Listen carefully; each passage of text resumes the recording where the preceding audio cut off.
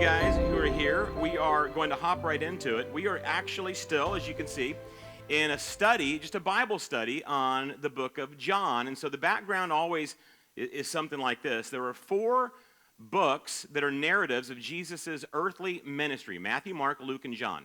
Matthew, Mark, and Luke, and for purposes of what we're going to speak about tonight, I need to tell you they're called the Synoptic Gospels, because they really fit together in a way that is easy reading. It's timeline-based. It says this, this, and this.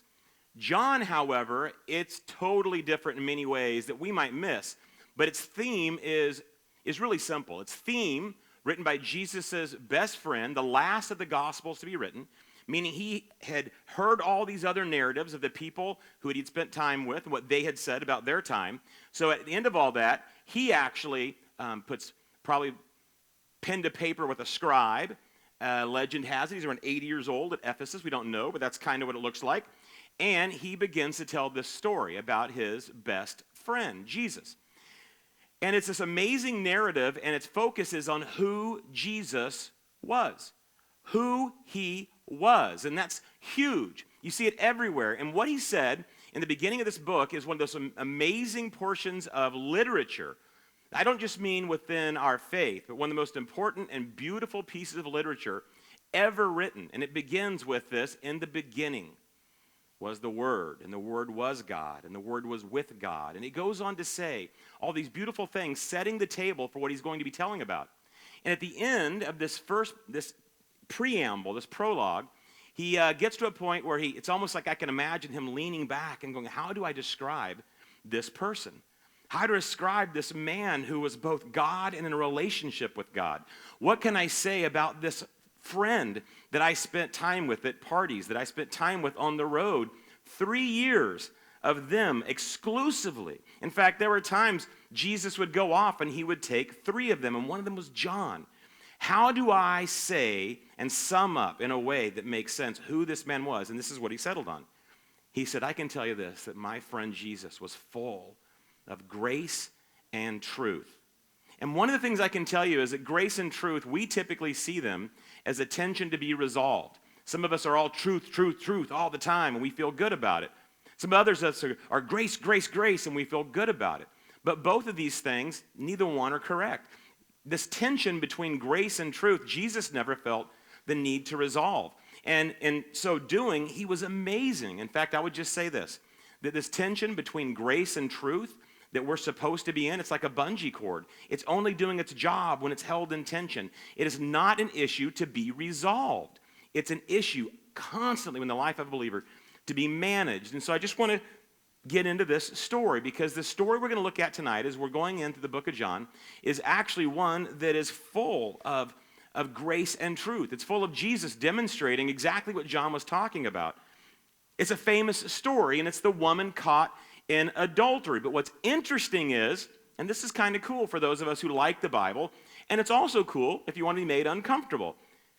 The truth is, this story is nowhere in the earliest manuscripts of John, meaning that John didn't write it.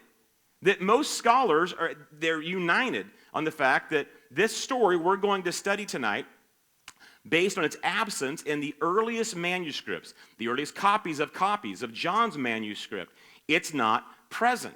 And so, what did they come up with? They came up with this idea, and again, thoughtfully so, researching, it really does have this idea that it matches in theme and tone the Synoptic Gospels, Matthew, Mark, and Luke. And so, in fact, somewhere you'll find it in some manuscripts inserted into Luke's account of his time with Christ. What it seems to be, what it seems to be is an early story. You guys realize that John himself said that if he were to put pen to paper of everything that Jesus said and did, there would not be enough volumes in the world to contain it. This seems to be one of those things. That it was an early story that the early church, from the very beginning, was passing down orally. They were giving it word for word.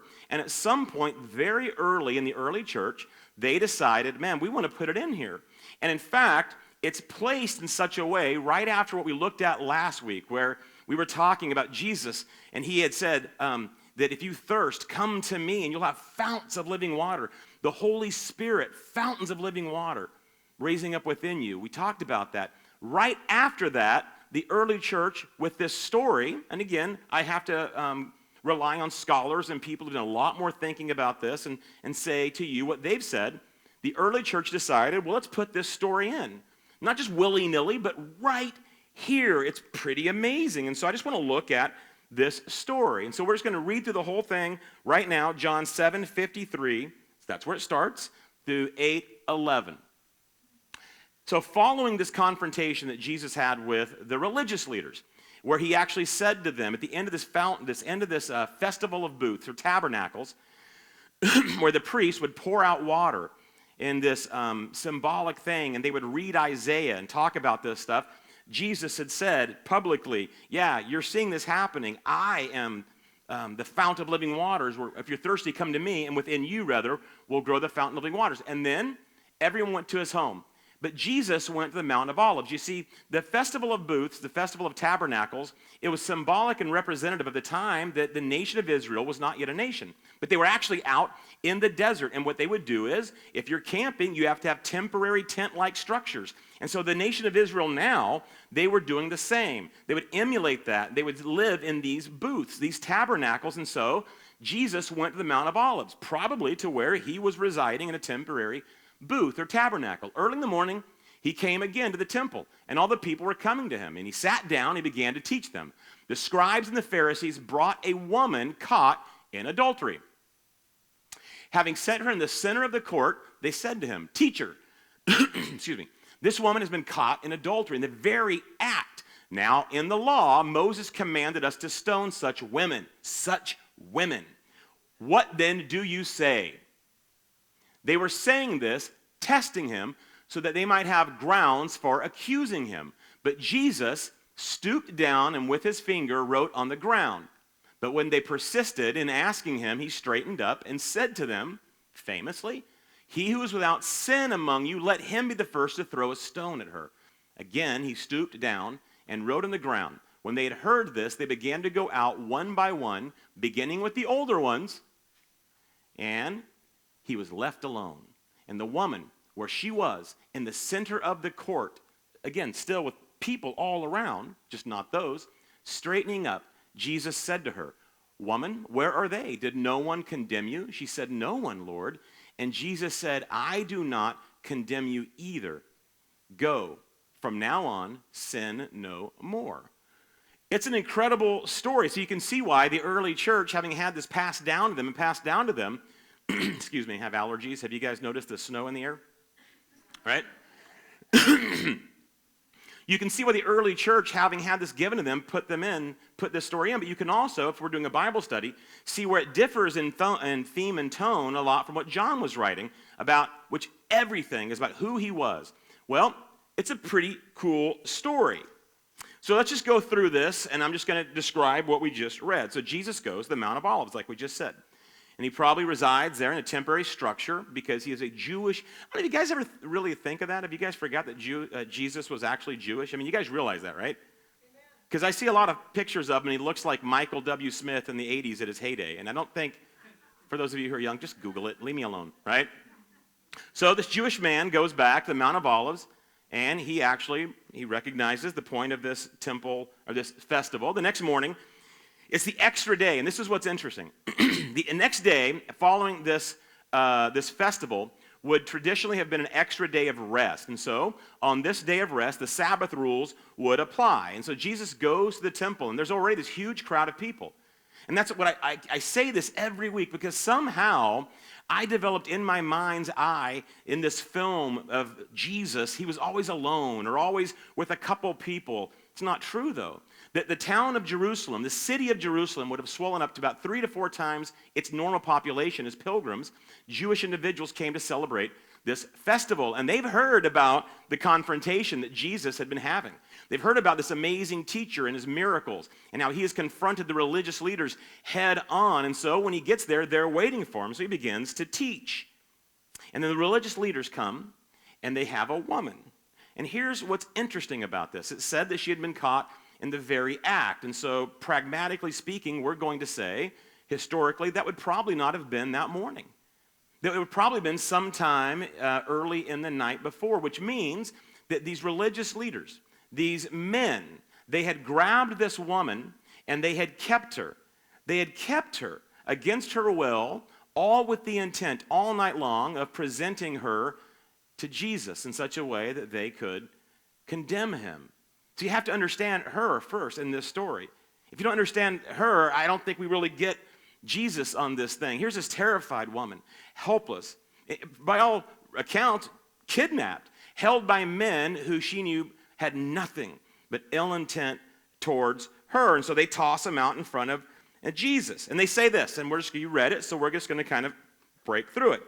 They say, the law of Moses condemns that such women be killed. Well, you know, it's kind of interesting how traditionally people in power get to kind of interpret the law they want to, isn't it? Because they miss something pretty big on this. You know what the law really said? There should have been two people there. That the man and the I don't like your delight in that, but yeah. You're like, so one time you hit an amen. Amen! There should have been a man and a woman there, but they also leave out the fact that there was also written within the law that wasn't just you see them, you grab them, you kill them. That's not the way it worked. That there would be some process that in the middle of this process, there was actually within the law a chance to actually confess of wrongdoing, because it wasn't built in such a way, this law, that you grabbed people and you just killed them. And there's really no historical reference for us to believe that this was a law that was actually carried out with any regularity. So a couple things. They are parsing out what they want to believe about the law to make their own purpose. And we could make a sermon about that, couldn't we? Ignoring the things that we want to ignore, as Spencer said, to make us comfortable. And pursuing those things we want to elevate because we don't have a problem with it. But that's not for today, but that's what they're doing. And secondly, man, they're not in love with the law. This is not them trying to be righteous, even based upon their worship of the law, not the lawgiver. They had a specific thing. They were using this religion to attack, to go after Jesus. And so the law made it very clear that what they were doing was not actually following the law at all. So what was at stake? Why were they doing this to confront Jesus? It says that's what they were giving him, was an opportunity to give them evidence, to give them ammo to accuse him. Well, you see, here's a couple things. If Jesus, in the middle of this thing, if Jesus reacts by dismissing the law, if he were just to dismiss the law, that would have given them a case against him, because nowhere has he ever dismissed the laws. We went through John. Every time the religious leaders came up with how they were pursuing the law, he always interpreted the law. He always breathed God's heart into the law. But Jesus never came to abolish the law. He said he came to fulfill the law. So if he were just out of hand dismiss it, not only would it give them a case against him in that regard, but what was his entire ministry based upon? If everything we talked about was always what? We talked about it a few weeks ago, that some things are just more important, he said. That the law of precedence takes place. He talked about it. And he actually said, you know what's always more important than the rules? People. People. And he was always, so not only would this have given them a chance to say to everybody, he doesn't even follow the law of Moses, he doesn't even care about it, but also he's a hypocrite. Everything he's been saying, it's wrong. But on the other hand, if Jesus were to just go along with it, not only would that be true, if he were to dismiss it, if he were to take it up, then his ministry would be seen as hypocritical, but also he would be actually breaking the law of Rome. And he could have been arrested and killed if he would have said, kill her, stone her, because he would have been arrested for inciting murder. Because you do realize the Romans were not Jewish. You guys get that, right? That they didn't really care about the Jewish people in that regard. So Jesus was stuck between a rock and a... Okay. So what is Jesus' response on this thing? For years, I've known this story. I was a kid. I was a good kid in the Southern Baptist Church where I knew all the stories. I was the one with my hand up in the air for everything, right? I knew the story. So Jesus' response, as a lot of you guys know, and we just went over it, he begins to write in the dust. He's seated on the temple steps. People all around waiting to see what his response is going to be. In the middle of this thing is this woman who is terrified, who is ashamed, deeply, deeply ashamed, trying to hide herself from these men's gaze upon her. She is absolutely devalued in every human way possible. Do you get that? And Jesus doesn't even look at her, nor does he look at the accusers. He begins to write in the dust. And this is what's really cool. Everything Jesus said and did, and this is one of the things we really want to focus on as we do Bible study here, as we go through this thing, everything he said and did, he was always revealing something more about what he was saying, but who he was. And this is not any different. You see, the laws of Sabbath that we're applying on this 8th day, this extra day of rest after the festival, that they actually had it to where if you were to write, you could write one letter. I could write A, but writing a second letter would be way too much work. And so writing 2 letters was working. And so you couldn't do that. But people had to get work done, and sometimes they had to communicate things through writing. So they'd come up with a way, an added interpretation, unless you were able to write it in the dust, sand. If you were able to write it, and then you could write whatever you wanted. So first of all, very symbolically to this first century Jewish audience of learned people about the Sabbath who were trying to trick him with the rules, with the law, in one symbolic gesture, he begins to let them know, I know all about your rules, and I know all about your added interpretations to get around the rules and around the heart of God. The first thing he let them know is, you're not going to trick me with this stuff. I'm letting you know, I know this stuff, as he wrote in the dust. But there's another thing that's even more amazing. You see, he had just announced publicly, if we believe this timeline, and this is why they put it in there. And he had announced publicly that he had been sent from God. If you see me struggling, I should have charged my light last week because that doesn't give much right there. There we go. He had just announced publicly that he had been sent from God, and that those who drank from him would have living waters, fountains of living waters well up inside of them, talking about the coming of the Holy Spirit. He has told them that they have rejected God. This is just kind of paraphrasing what we talked about last week. He has told them that they have rejected God because they do not share his heart for people, but instead worship rules. He has said, remember, he had just said last week, if you knew God, your heart would recognize me and your life would reflect it. He goes, and I can tell you don't know him. And because you don't know him, he said, you'll never go where I'm going to go, which is where? Back to not in this lifetime, nor the next. You will never have access to God. You will always be distant from God because you do not reflect God's heart. Therefore, God is distant from you. And now he begins to write in the dirt. And I want you to understand this. Right now, they've grabbed a woman. They've kidnapped her. They've held her all night against her will. Now they throw her in front of the temple in a shameful condition for everybody to see. And they say she should be killed. How far from God's heart is this?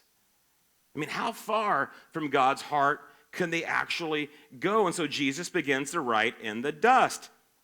And I've always been told, and this is kind of probably most of you guys, I've always been told that it's really not important what he wrote.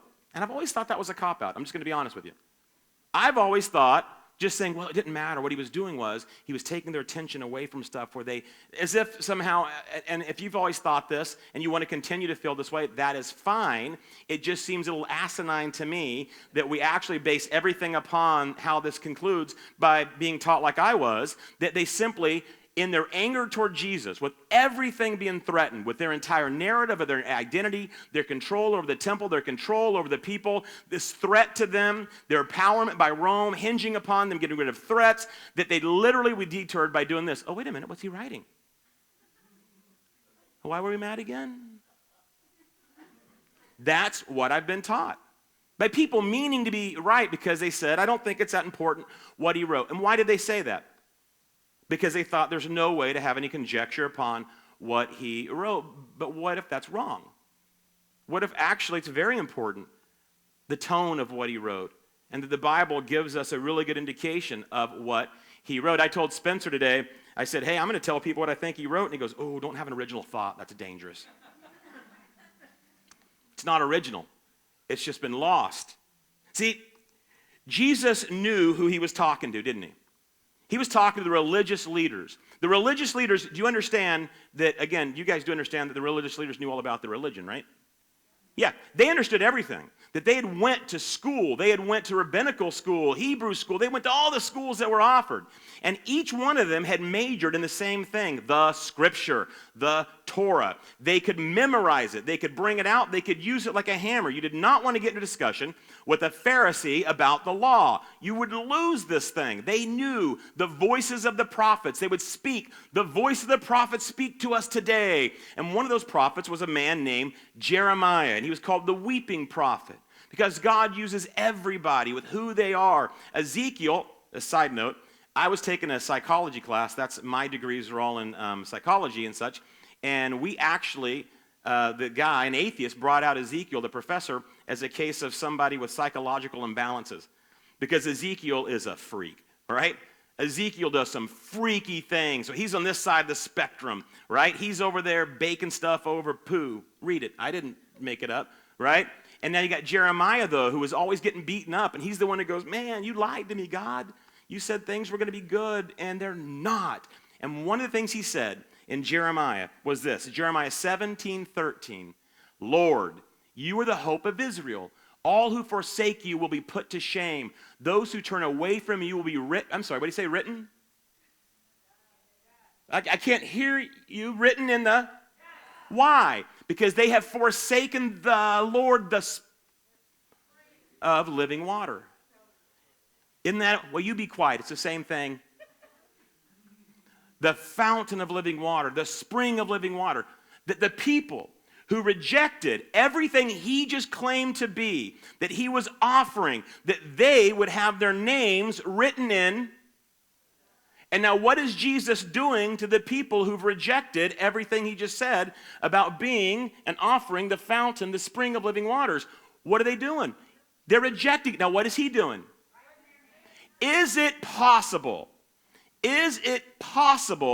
that he wrote down possibly Jeremiah 17:13?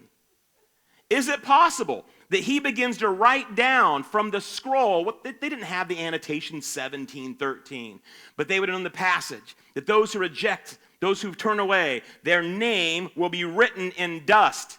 What if, and this is, what if he wrote down a few of their names? These were famous men. You didn't have to have God's divinity. You didn't have to have God's omniscience, his all-knowingness, to know some of those powerful men who stood in front of you and know their names. What if you began to write down their names?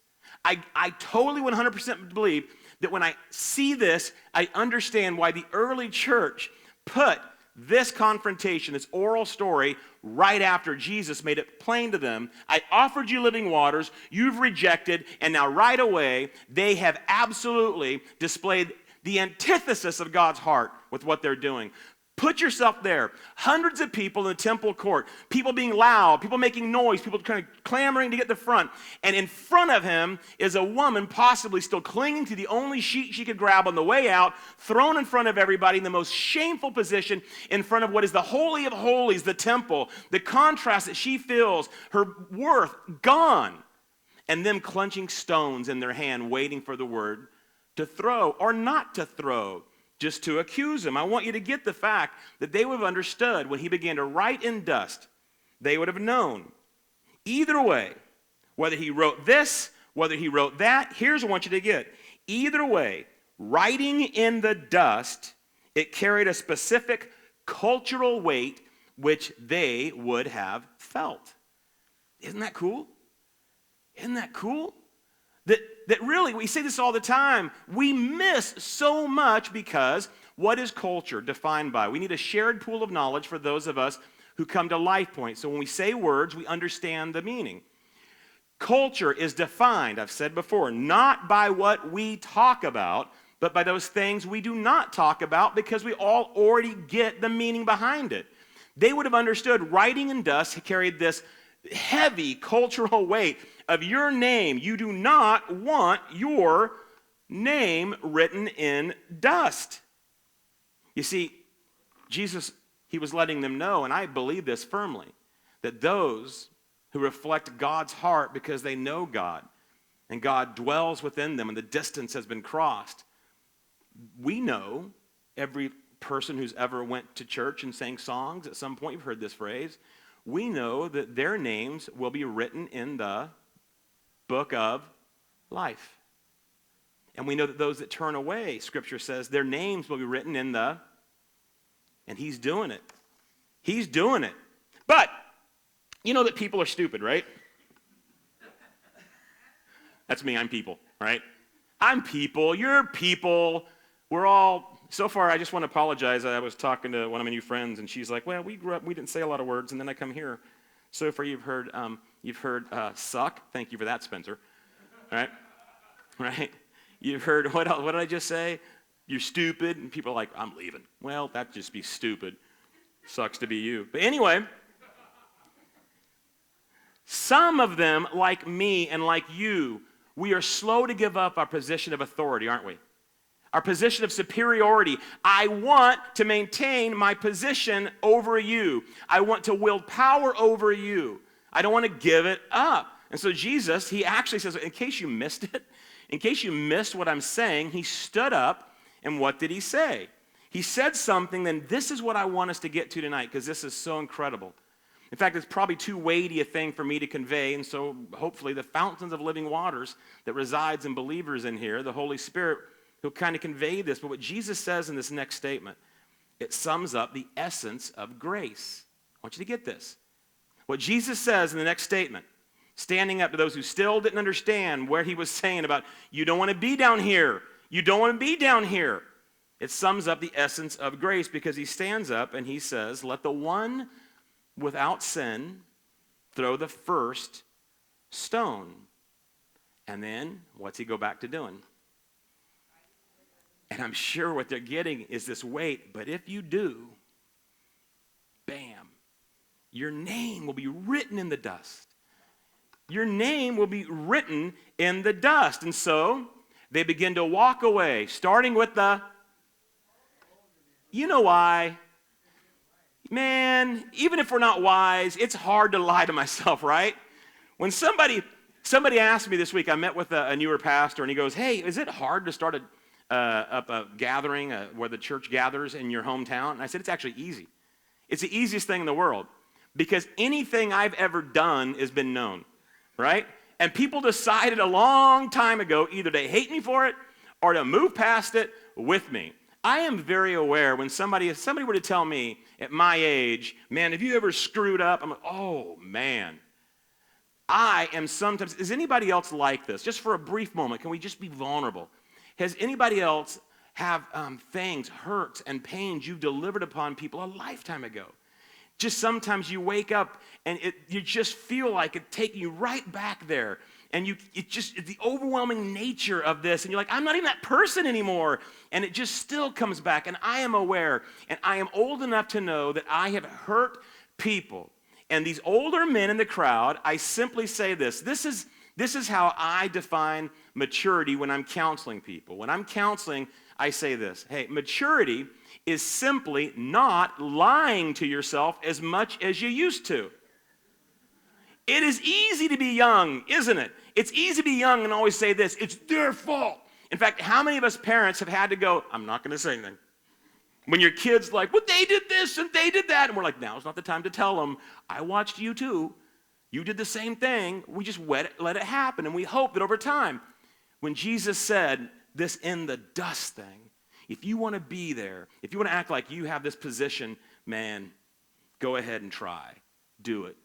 The older men, they couldn't lie to themselves. And also, in this Jewish tradition, once the elders walked away, it also took away the power, the spiritual power, even under the law, of some of the younger men to do it. In deference to the elders who had walked away, they would have walked away even then. And I always say this as a footnote. I wonder what the rich young ruler who had came to Jesus and had said, what do I got to do to follow you? And he's like, oh, give up everything. It's like, what? All my wealth, all my position? I always wonder if he's one of the young guys holding a stone in this scenario going, wait a minute, you're not going to do anything with her?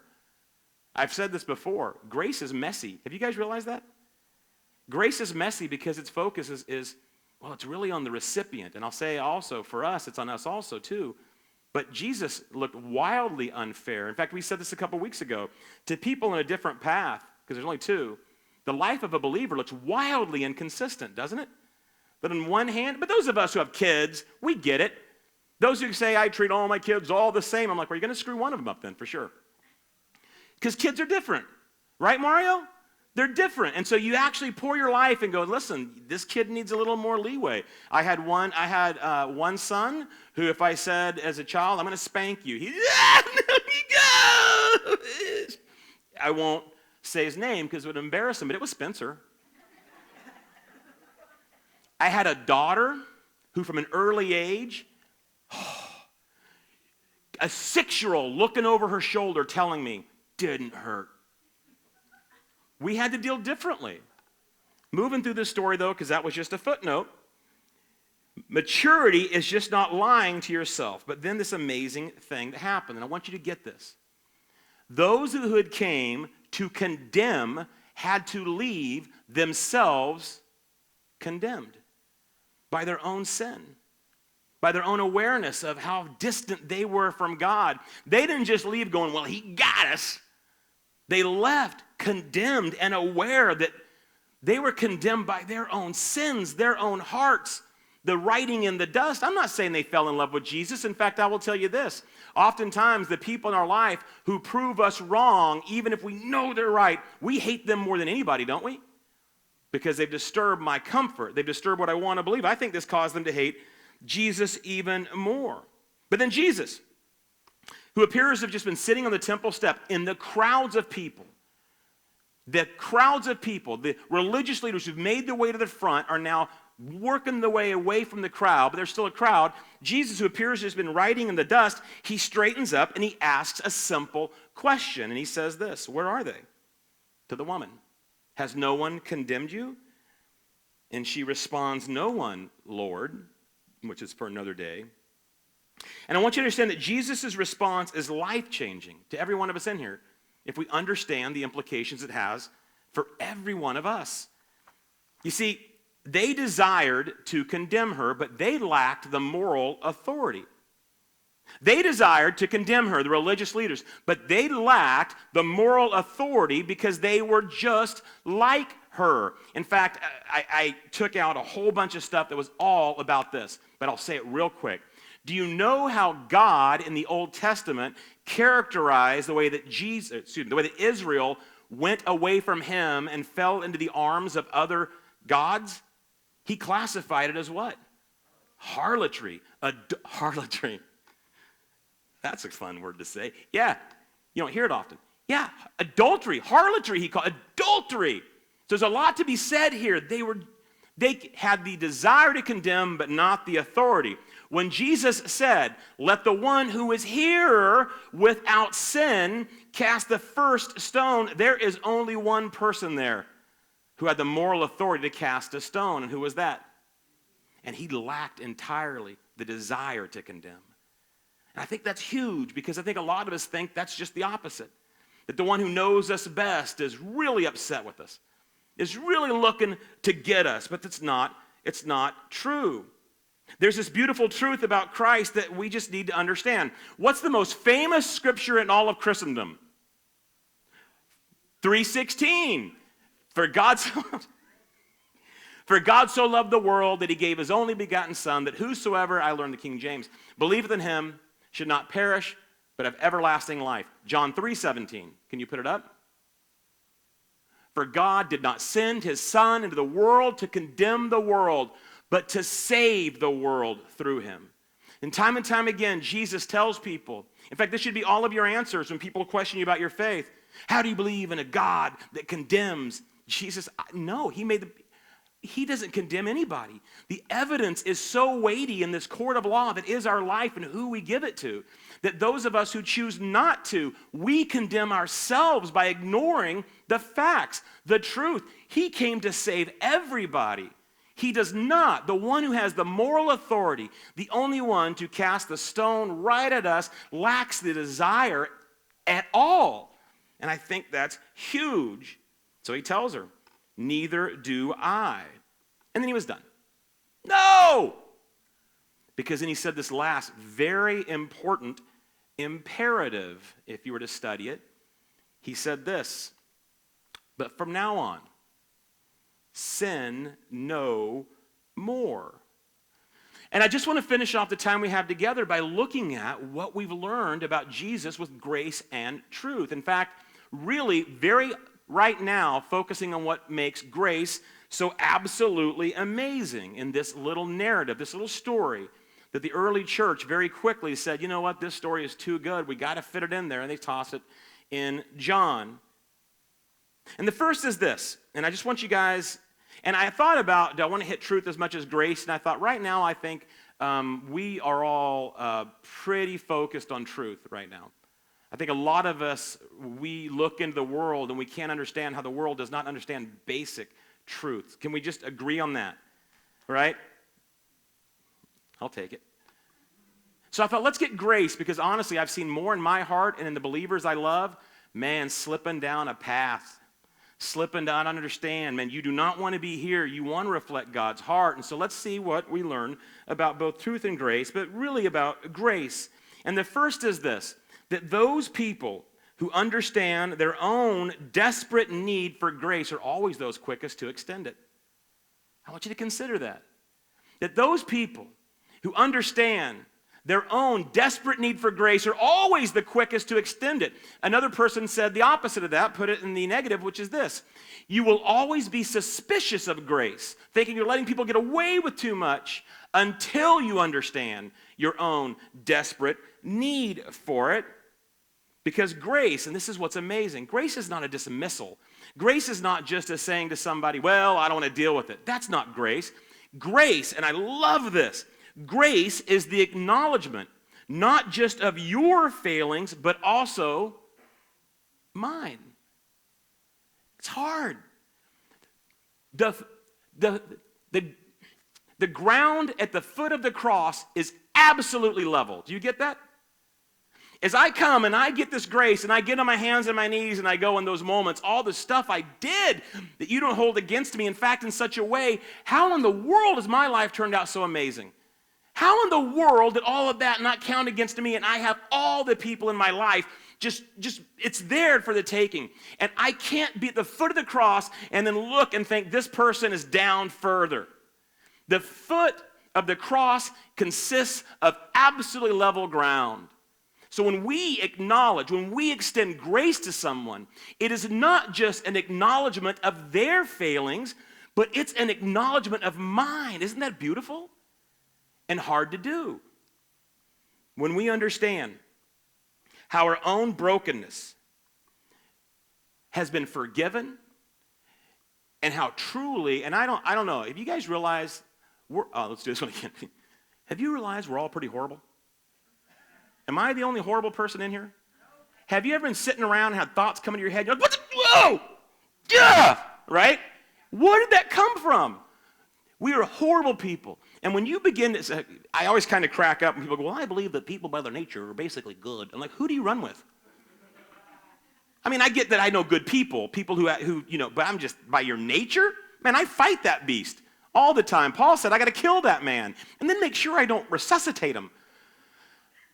When I understand my own brokenness, I got to tell you something, man. It is hard to hold on to rocks. It's hard to hold on to rocks. But here's the thing. You see, grace doesn't ignore sin's hurtful actions. Grace doesn't just dismiss behaviors that are hateful and hurtful. Ignoring this, grace does not dismiss the consequences of sin. Ignoring that is not a kindness. Haven't you figured that out yet? Haven't you just figured out that ignoring somebody's deep, hatred and bitterness and behaviors that are tearing their heart apart, that are taking them down the path to spiritual death, relational death, that we go, well, God bless their heart. That is not a kindness. Ignoring this stuff, it doesn't help anyone. Leaving someone trapped because we don't want to address the issue, it is not grace, it is selfishness.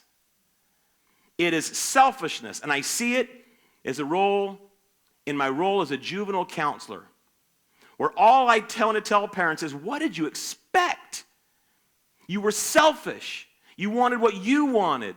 You wanted all this stuff, and now you'll get none of it from your kid because, man, you cheap grace. It's not grace. It's selfishness. What Spencer said, it's worshiping our own comfort. In fact, grace in this story, right, it actually allows us to fully address sin by speaking light into it. It allows us. How many of you guys, have you had this response to somebody who walks up to you on the street and you kind of know them and they walk up and they go, you're doing it wrong, and they walk away? Do you follow them and go, I want to hang out with you? You lift my heart. Is that what you want to do? No. People who value you, who display worth towards you, who extend grace to you in your worst moments, not dismissing it, but by always letting you know, man, I am not better. Man, I've figured out some stuff, though. Those people who love on you in your worst circumstances, who have you found yourself calling when you find yourself back in a similar circumstance? Right back, man, can we hang out? Can we get together? I have people that I haven't spoken to in years who immediately, they call me back again, and I realize why they're calling me. We need to get together because they just need to cling to something, which is the truth that I'm able to speak in their life because of the grace that I've extended, and they just say things like this. I hear it all the time. People go, well, you don't seem very religious. I'm like, well, thank you. There is nothing religious about me at all. I do not believe there is a rule nor an expectation that I can somehow pull off sufficiently that I will be better than you. I don't believe it. Grace actually allows us to fully address sin by allowing us an inroad to speak light into people's darkness. And I'm finishing, we as believers, aware of our own brokenness, do you know why we extend grace? Because we've experienced it. We've experienced it. I get chills, man, because here's the deal for those of you who are younger, and just keep on keeping on. Believe this stuff. Give your life to it. Follow Christ's teachings. Eat the bread, the word, right? You do that, and in every circumstance, like we were talking, every interaction you use as an opportunity to give up your agenda for God to give you his heart, the fountains of living water begin to spring up like we talked about last week. And then what happens when you extend grace to somebody, your child, your spouse, your friend, you do not extend grace simply with, well, I hope it's going to work out. We as believers, aware of our brokenness, we extend grace because we've experienced it, meaning that we understand firsthand that grace, truly given, carries not just the hope, but the expectation of healing and restoration. Isn't that beautiful? Because I've seen it in my own heart. So when somebody goes, man, how come you didn't just pop that guy? I'm like, man, a former ragerholic, I can tell you that someone who was angry, it was never the people who were angry in my life that brought me to Jesus. It wasn't. So I don't just extend grace to you guys, and you don't just extend it to somebody in your life because I was taught, I hope it helps. It carries not just the hope of, it also carries the expectation that that person in that darkness will be healed and be restored, creating relationships where truth is spoken lovingly and it's received. And you know why our hands have to drop the rocks? We have to drop the rocks, guys. If you have rocks in your hand, I know they are not open, and our hands have to be open to both accept the grace that God is desiring to give us. Do you get that? Our hands have got to be open to both accept the grace that God desires to give us and extend it to others. And that was just a little cool story that the church thought was so cool they might want to put it in there. I love this stuff. And I hope when you leave here today, you begin to realize some things that weren't just dismissed because Jesus came. He was not the abolishment of the law. He's the fulfillment. And I want you to understand the next time that we begin to not reflect God's heart, and again, I need to always make this. I am not saying that our preferences, and I've said this before and I'll say it again, I am not saying that your preferences are not important. I am just saying they should not be your primary passion. Do you understand that? That in the middle of everything we desire in this world, political change? Absolutely. Conversations that have an ethical conclusion? Absolutely. I want all that because Jesus is truth, and he's present in all of that. But in all of that, they cannot be our primary purpose. Our primary purpose was that we are a people who are called to be citizens of the kingdom of heaven, so much so that we started this entire Life Point adventure with reading the Sermon on the Mount. And Jesus said, and I think I skipped there, but I'll just put it this way. Jesus said in the Beatitudes, when he said, "Blessed are the poor in spirit," he said that the number one characteristic of a citizen of the kingdom of heaven is living in this constant daily awareness of my own brokenness and desperate need for grace. Do you get that? In fact, I would tell you guys, I bet the last time you picked up rocks, whether it was on the internet, whether it was at work, whether it was in your marriage, whether it was your child, I bet the last time you picked up rocks was the moment you began to forget how desperately you need grace. And you began to focus on the failings of others. Because focusing on the failings of others allows us this escape we crave to refuse. It gives us a path to not take an honest look at our own issues. And if we were not lying to ourselves, we would say, there's a beauty to that, isn't it? The painful heart surgery that's required. And here's how I'll finish it. In the story in John, one of the stories that John taught about Jesus was this idea of the plank in the eye, right? And he was saying, hey man, you focus on the speck in the eye of somebody else while ignoring the log in your own, the plank in your own. And people say things like this, well, that means don't judge. I say you're not right. In fact, I'll say this. In the people's lives that you love so much, that God has called you and brought them in front of you to perform tender surgery, heart surgery that requires clear vision. In order for you to be that type of surgeon, that you can speak in the lives of other people in a way that will absolutely speak in their deepest issues, must you not have clear vision? Can you imagine a surgeon operating your eye and he's all wonky, right? He's got to have clear vision. And I would say this. Understanding daily that I am working on my issues, that I am broken and I need Christ, allows me to be a better husband, a better father. It allows me to be a better ambassador as we grow the kingdom of God here, one person at a time, expanding its borders daily. And a kingdom that is marked by love for one another, speaking truth and grace in everything we do. That would be my prayer for us